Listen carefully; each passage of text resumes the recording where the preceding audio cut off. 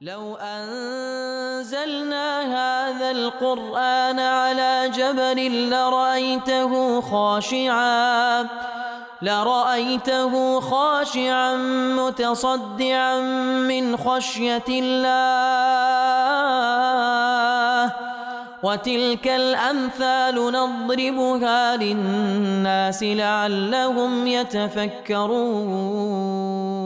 الحمد لله والصلاة والسلام على رسول الله وعلى آله وصحبه ومن والاه. السلام عليكم ورحمة الله. برزان خوش حالم لواني 265 لوانه كاين تفسير قرآن بيروز بيم وخزمتان بس رزامندي خوي غوري وهيوادان اوي عزيز سودي لور بغرن. أعوذ بالله من الشيطان الرجيم. بسم الله الرحمن الرحيم. كنتم خير أمة أخرجت للناس تأمرون بالمعروف وتنهون عن المنكر وتؤمنون بالله ولو آمن أهل الكتاب لكان خيرا لهم منهم المؤمنون وأكثرهم الفاسقون. بەڵخۆشەویستان دیار لەوانەی ڕابردووش لە خزمەت ئەوە ئاتەدابووین کە خوای گەورە دەفەرمی ئەنگۆ ئەی ئومەتی ئیسلام چاکترینی ئومەتن کە لە بۆ خەڵکی ناردراینە وصفەتی چاچیەکەشتان لەوەیدا فەرمان بە چاکە دەکەن ڕێگە لە خراپە دەگرن و ئیمان بە ذاتی ئەڵڵا دەینن. ولو آمن أهل الكتاب لكان خيرا لهم. ئەگەر بێت و ئەهلی کتابش ئیمانیان بهێنابایە ئەگەر بێت و ئەهلی کتابش ئیمانیان بهێنابە لەکانە خەیڕەن لەهم. کەواتە ئەهلی کتاب ئەوانەی کەوا گەیشتنە پێغەمبەری خاتەم صلی الله عليه وسلم پاشەوەی کەوا لە بۆیان بەدیار کرد ئەو پێغەمبەرەیە کەوا لە کتابەکانی ئەوان موژدەیان پێدرایە ئەگەر ئیمانیان بهێنابە لە بۆوان چاکتر بوو چونکە بە ئیمانهێنانیان دەهاتنە ناو ڕیزی ئەو ئومەتەی کەوا خەیڕ الئومەمە لەکانە خەیڕەن لەهم. بەڵام منهم المؤمنون وأكثرهم الفاسقون. منهم منی تەبعیضیە تێیاندا هەیە ئیمان دەینن لە یەهود و لە نەسارا بەڵام وأكثرهم الفاسقون. سبحان الله زۆربەی زۆریان فاسقن. فاسق لێرە بە معنای فسقی ئەکبەر دێ طبعا فسق بە معنای دەرچوون کەواتەوانە زۆربەی زۆریان فاسقن واتە کافرن لە دایرە ئیمان دەرچووینە بە کوفرکردنیان بە پێغەمبەر صلی الله عليه وسلم بە کوفرکردنیان بە پێغەمبەر صلی الله عليه وسلم زۆربەی زۆریان کافر دەبن ئیمانی پێینان ئەگەر چیش سڕ دەزان بە تەکید ئەو پێغەمبەرەیە صلی الله عليه وسلم کەوا لە کتابەکانی ئەوان پێیان باڵێن خەبەریان پێدرایە.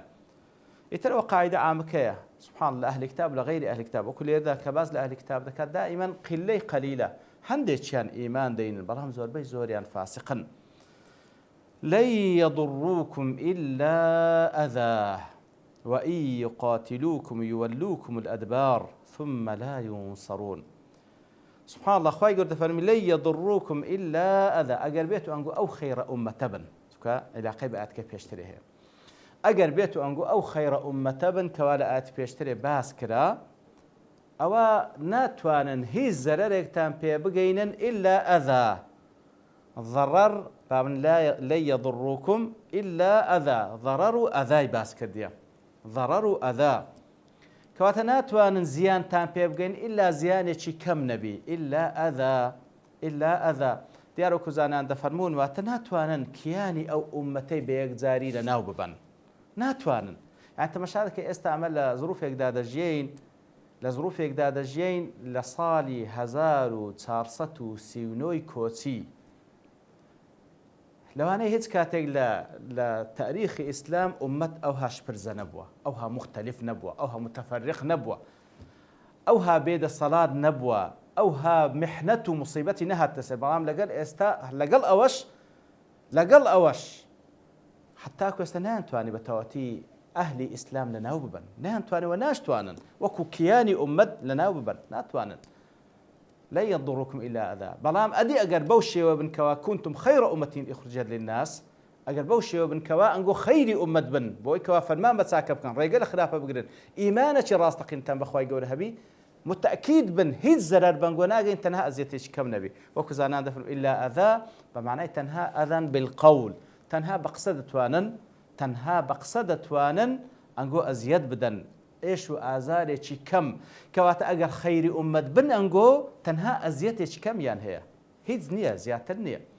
وەکو دیارە کە با بڵێن لا يضركم إلا أذى لێرە ئیلاکە ئیستثناء ئیستثناءەکە متصلة یان منقطعة دیارە لێرەدا والله أعلم منقطع استثناء متصل منقطعمان هەیە مثلا دەڵێ فلانە خێزان هەمویان هاتن تەنها بابیان نەهات ئەو ئیستثناءش متصلە چونکە بابیان یەکە لەو خێزانێ بەڵام دەڵێ فلانە خێزان هەمویان هاتن تەنها جیرانەکەیان نەبێ خۆ جیرانەکەیان لە ضمنی ئەو عائیلەی نییە ئەو استثناءش منقطعة بمعنای بەل دێتن لەوێندرێ لێرەش لەن يضركم إلا ئەذا استثناءش منقطعة ئەذا بەشێک نییە لە ضەرەر چونکە ضەرەر ئەوەی کەوا کیانی ئەو ئومەتە لەناوبن بەڵام ئەذا شتێکی بەسیتە وەکو ئەوەی کەوا هەندێک لە زانان بەوەی میثال دەین مەسەڵەن کەسێک لە تەنیشتە پیازی خواردیە سیری خواردیە خۆ هیچ زەرەرەکی مادیت پێ ناگەینی بەڵام دەرونییان لەلایەنی دەرونی و نەفسیەوە ئەتوو پێ ئازار دەخۆی بەو بۆنە پیسەی کە لە بۆت دێ بەو بۆنەی کەوا لە بۆت دێ کەواتە لە يضركم إلا ئەذاش والله أعلم بەو شێوەیە کەواتە ئەذا لە ضمنی ضەرەر نییە بۆی کەوا زیانە چواتان پێ بگەینن مادییان لێتان بەدیار بکەوی کەوا کیانی ئەو ئومەتەی بڕوخێ نە تەنها ئەزیەت لێ زانان دەفەرمون لێرەدا ئەذا بە معنای ئەوەی کەوا فقط بە قەول بە زمان ئازاری دەرونیتان دەن ئەوە کاتێک وایە ئەگەر بێت و ئێمە ئەو خەیرە ئومەتە بین کە خوای گەورە دەفەرمی ئەگەر نا بەڕاستی زەڕەباتی بە قووەتیشان پێ دەکەوی ئەگەر خەیر ئومەت نەبن وەکو ئێستا بە چای خۆمان دەبینین کەوا ئەنواعی ئێش و ئازار دروست دەکەن لە بۆ مسلمانان وإن يقاتلوكم يولوكم الأدبار ثم لا ينصرون وأجر قتالشتان لقل بكن شرطان لقل بكن يولوكم الأدبار پشتان تيدكن ثم لا ينصرون وپاشانیش هیچ هێز و دەسەڵاتێک نییە بتوانێت ئەوان بەسەر بێخی ئەوەش هەر بە هەمان شێوە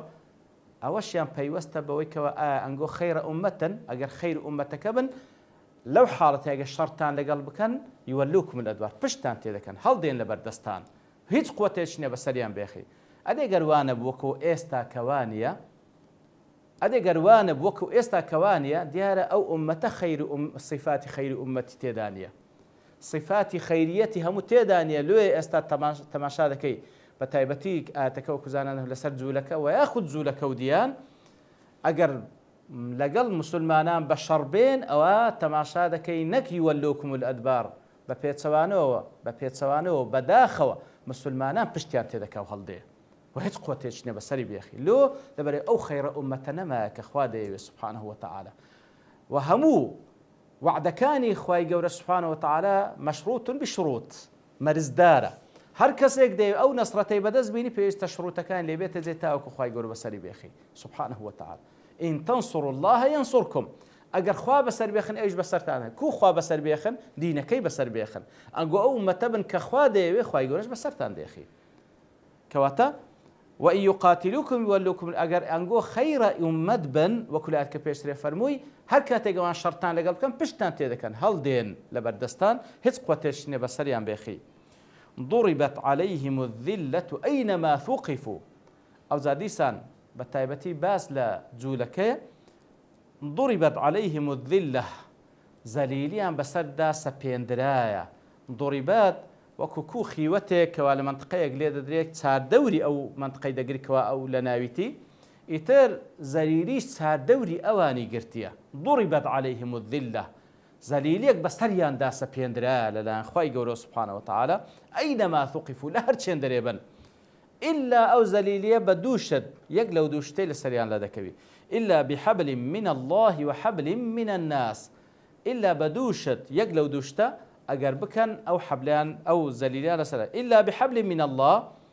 بحبل يقلان خواي قوري سبحانه وتعالى وزليل دا زانان بدوشي ولا شيء هندك دن واتا أجر مسلمان بن دەست بە حەبلی خوای گەورە بگرن بە شەرعی خوای گەورە بە کتابی خوای گەورە ئەو زەلیلیان سەلا دەکەوی هەندێک دەڵێن بحەبلی من الله واتە ئەو عەهد و پەیمانە لەلایەن خوای گەورەوە بۆی کەوە بێنە ژێر سایەی دەولەتی ئیسلام ڕازی بن بە ئەحکامی دەولەتی ئیسلامی و جزیە بدەن لەو حاڵەتەی معەزەز مکەڕەم دەژیێن کەواتە بۆ دوو شێوە لێدرایەوە وحەبلی من الناس کەواتە يان بوي بحبل من الله أو زليل لساريان لا ذكر يان بحبل من الناس حبل بمعنى سبب ده بە سەبەبێک لە خەڵکی عەهد و پەیمان لەگەڵ خەڵکی ئەو لەگەڵ مسلمانان یاخود لەگەڵ غەیری مسلمانان کەواتە تەماشا دەکەی جاری وا هەیە خۆی دایتە پەنای شخصێک لە مسلمانان کە هەر یەک لەوان کەسێک بداتە پەنای خۆی ئەو کەسە پارێزراوە ئەگەر ئەو کەسە با بڵێن خەلیفەی مسلمانان لە خۆی بگری و یاخود جوندیەک لە جوندیەکانی مسلمانان یاخود هەر فەردێک لە فەردەکان مسلمانان کەسێک لە پەنای خۆی بگری ئەوە لەو حاڵەتەی پارێزراوە یاخود وەکو لەسەر مستەوای دەولی دەولەتەش ئیسلامی لەگەڵ دەولەت غەیر ئیسلامی عەهد و پەیمان لە نێوانیان هەبێ و یاخود وحەبل من الناس وەکوەی کە ئەوڕۆ دەیبینین بە تایبەتی تەماشا دەکەیت جوولەکە لەگەڵ ئەمریکا و لەگەڵ ئەولا حەبلی هەیە ئیتیفاقی هەیە بەواستەی ئەوان ئەو زەلیلە لەسەری لاکەتیە بەواستەی ئەوان ئەو زەلیلە لەسەری لاکەوتێ وباءوا بغضب من الله وهروها گەڕانەوە بە غەزەبێک لەلایەن خوای گەورەوە بە غەزەبێک لەلایەن خوای گەورەوە لەبەرچی غەزەبیان لێگیرا بە سەبەبی ئەوەی کەوا ئەوان علمیان هەبوو بەڵام کاریان بەو عیلمە نەکرد علمیان هەبوو کەوا محەممەد المستەفا صلی الله عليه وسلم کەوا ئەو ڕەسوولەیە ئەو پێغەمبەرەیە کە مژدەی پێدرایە کە بێ بەڵام کاتێکەوە ئەو حەقیان شاردەوە غەزەبی خوای گەورەیان هاتە سەری و گەڕانەوە بە غەزەبی خوای گەورە وضربت عليهم المسكنة وضربت عليهم المسكنة وهروها مسكنەشیان بەسەردادرا مسكنە چییە لە میسکینیەوە هاتیە واتە لە دڵ و دەروونەوە ئەوانە هەز دەکەن فەقیرن لە دڵ و دەروونەوە دائما هەز بە فەقیری دەکا هەز بە زەلیلی دەکا کەواتە ضربت عليهم الذلة و مسكنە چ فەرقەیە ذلة ئەوەیە کەوا لە خارجی خۆی بەسەریدا سەپێنرابی مسکەنە ئەوەی لە داخلی نەفسی خۆی هەبی کەواتە لە داخلی نەفس خۆی هەز بە زەلیلی دەکا هەز بە فەقیری دەکا هەموو ماڵی دنیاش ئێوی بی هەر دەپاڕێتەوە وضربت عليهم المسكنة کەواتە خوای گەورە سوبحانه وتعالى لێرە سێ عقوبەی باس کرد بەسەر یەهود بە تایبەتی ذلە و مسکەنە و غەضەب ئەو زەلیلەیە کەوا بەسەریاندا سەپێن ئەو مسکەنەی کەوا لە دڵ و دەرونیان هەڵدەقوڵێ وضربت عليهم المسكنة أو هم عقوبة لبرسي طبعا أو سي عقوبة بيز لا ناك إلا بحبل من الله وحبل من الناس تفرمي ذلك بأنهم كانوا يكفرون بآيات الله لبرو كفر بآيات كان إخوة يقول بصيغي فعل مضارع هنا يتوا لبرو كفر بآيات كان إخوة يقول دكنوا بردواما لسر كفر بآيات كان إخوة يقول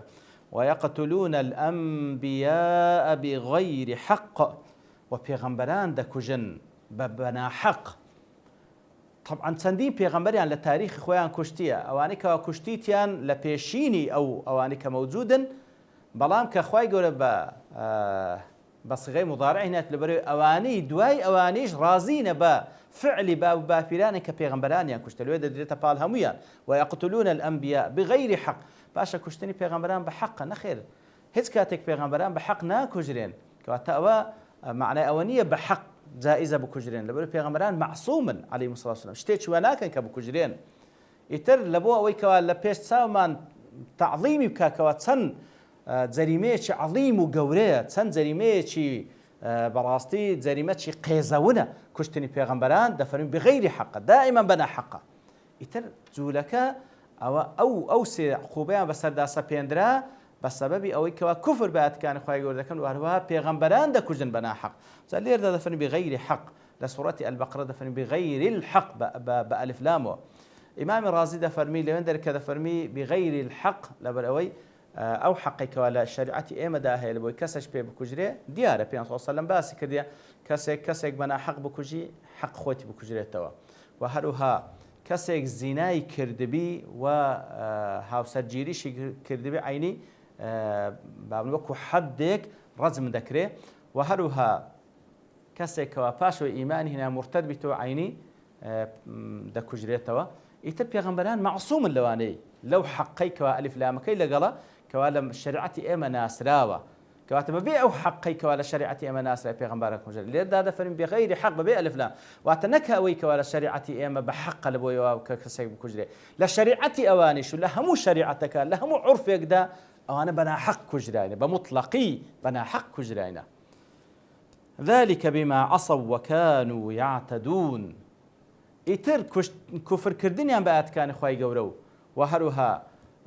كشتني پیغمبرانيان أويج نتيجة سبو نتيجة عصيان تجاوز بو ذلك بما عصوا وكانوا يعتدون عصوا عصيان يعني سربيتي فرمان كان خواي قوريان كرد ويعتدون وكانوا يعتدون تەجاوزی سنوورەکانی خوای گەورەیان کردو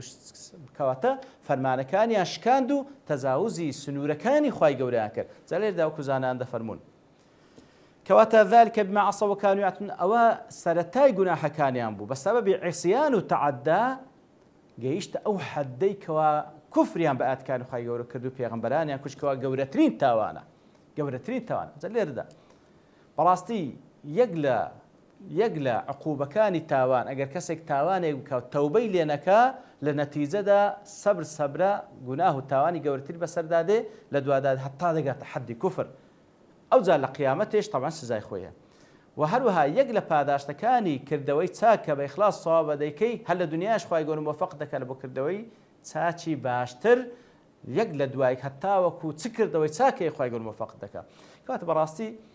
ترسناچی گوناه و تاوان لەوەیدا ئەگەر کەسێک تەوبەی لێ نەکا سەبرە سەر دەچێشی لە بۆ تاوان و گوناهی گەورەتر هەتا دەیگەینتە کوفر کەواتە بەسەبەبی عیسیان و تەعەدا بەسەبەبی سەرپێچی و تەجاوزی ئەهلی کتاب گەیشتە ئەو حەدەی کەوا کوفریان بە ئاەتەکانی خوای گەورە کردو و هەروەها پێغەمبەرانیان کوشت بە ناحەق. ئیتر خوای گەورە بەو شێوەی باس لە ئەهلی کتاب دەکات و ئێمەش ئاگادار دەکاتەوە ئەگەر هەر کەسێک هەمان کردەوەی ئەوان دووبارکاتەوە هەمان شتی بەسەردادێ خوا پەنامان بدا. وصلى الله وسلم على نبينا محمد وعلى آله وصحبه أجمعين وآخر دعوانا أن الحمد لله رب العالمين. لو أنزلنا هذا القرآن على جبل لرأيته خاشعا متصدعا من خشية الله وتلك الأمثال نضربها للناس لعلهم يتفكرون.